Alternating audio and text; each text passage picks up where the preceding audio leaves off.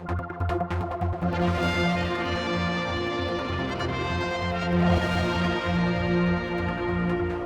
we're doing the petitioners here of grievance, of course, to Tynwald, and it's now a case sometimes of more than one. We understand, Mark, you're doing one on behalf of Charles Gard, who we've already talked to. Yes. You're doing two, and you're handing another one in, something else. So four you're going to be passing over today. That'll be passing over today, Okay, yes. let's deal with these other three then. Let's deal with your two first. Okay, well, my two are, it's a follow-up from a petition I did in 2019 dealing with adverse possession, where a committee was put together to actually look into the situation behind that. But the last point on it was trying to cover vexatious litigation, and I don't feel that that was actually dealt with.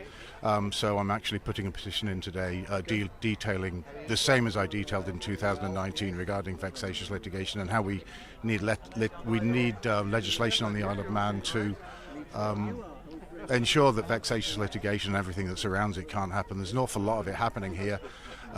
I've seen many cases, including my own, where it's just impossible to deal with. The government doesn't have a clue about how deep the problem actually is, and it's ruining people's lives. Did someone pick up your last petition then? Yes, the petition was picked up, and the committee, the Constitutional and Legal Affairs Committee, was actually put together 6 months before mine, but mine fitted in with their remit. But they didn't deal with the final point of vexatious litigation.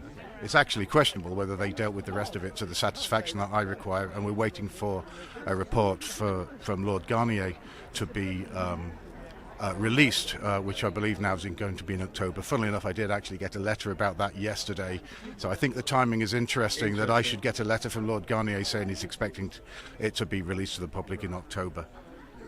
And your other one, is you? My other one is actually covering the disparity between the number of Lords and MPs in the UK who are responsible for the legislation.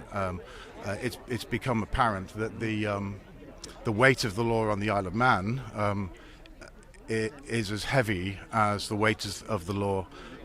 The weight of the law on the Isle of Man for Manx citizens is just as heavy for us as the weight of the law in England for English citizens. But effectively you have about 2,000 people overseeing the law in England, and we've got 35 on the Isle of Man. So yes, we could say that we've only got 85,000 people, so we only need proportionally less people legislating, but the truth is the law is just as damaging.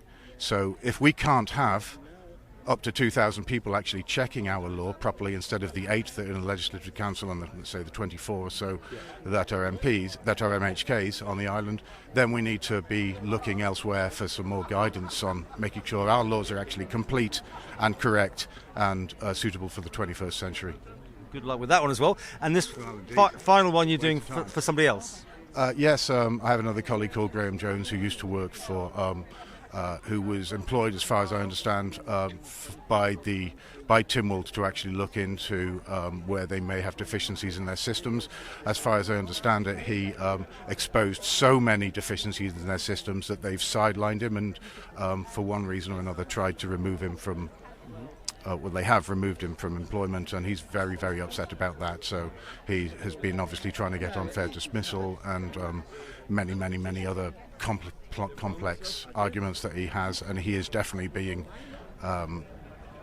sidelined and tried to push to one side. I think currently they're trying to sue him, so there's an awful lot of upset about that as well.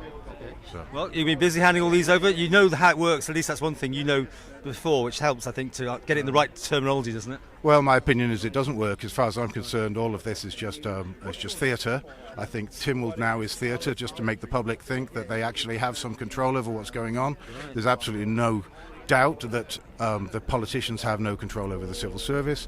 The civil service are producing regulations throughout which are affecting all of us, and our politicians don't appear.